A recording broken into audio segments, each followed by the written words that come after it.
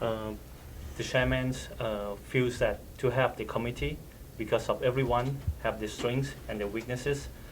With these two gentlemen, we can use their strength toward the committee so that we can achieve the goals of Sheffield Wednesday.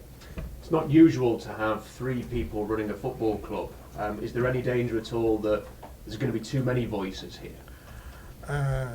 ผมคิดว่าจากที่เราได้พูดคุยกันแล้วเนี่ยเราคิดว่าสองคนนี้น่าจะทำงานให้เราได้ร่วมกับผู้จัดการของเราได้ดีและคิดว่าไม่น่าจะมีปัญหาอะไรถ้ามีปัญหาอะไรผมจะเป็นคนแก้ไขครับ The chairman feels that with the vast experience of these two gentlemen, including the coach, the head coach, to be in the committee, they will work fine together.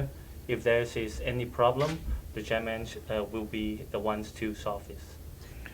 ถ้าเกิดเป็นในส่วนของ recruitment เนี่ยก็ขึ้นอยู่ที่ committee แต่ถ้าเกิดเป็น match day ก็อยู่ที่ผู้จัดการ Regarding the committee, which the head coach will be part of it, we all will work together to recruit the players from both locally and internationally. Regarding the coaching will be done by the head coach, and the selection will be done by the head coach. And your plans ultimately for the football club are to be in the Premier League for the anniversary, which is coming up. What would you like to see next season, though? I mean, is it about getting a push for the Premier League next season, or do you see that as maybe just taking a next step and having another year building in the Championship before ultimately the following season going through?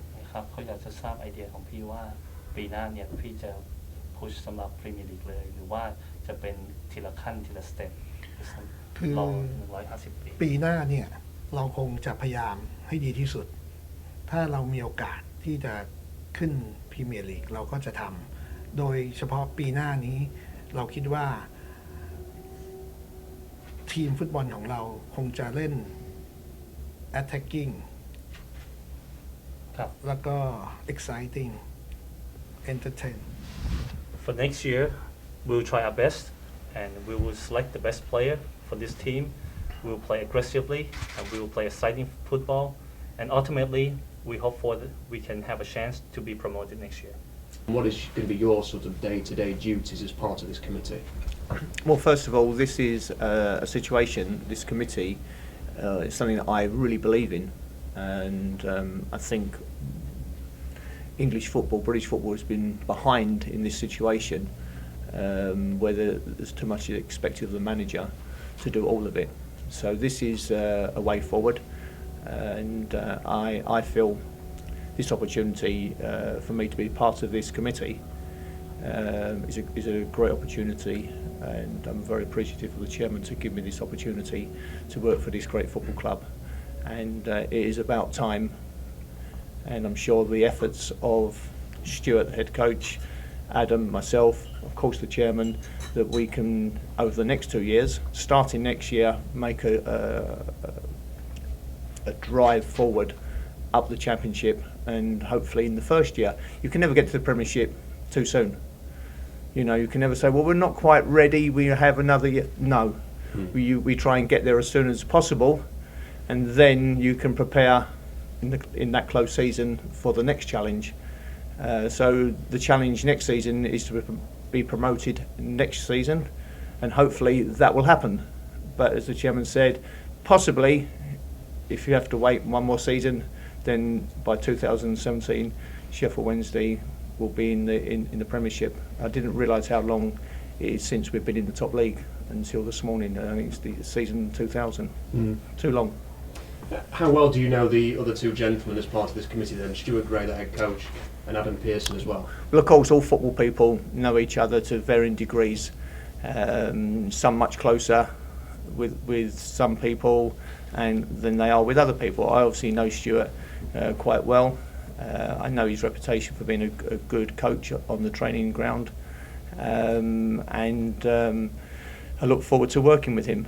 And the same with Adam has got an excellent reputation in the field of the part of football that he's worked in. He's got many contacts which are going to be very important to us over the next few weeks, few months, and going forward from there.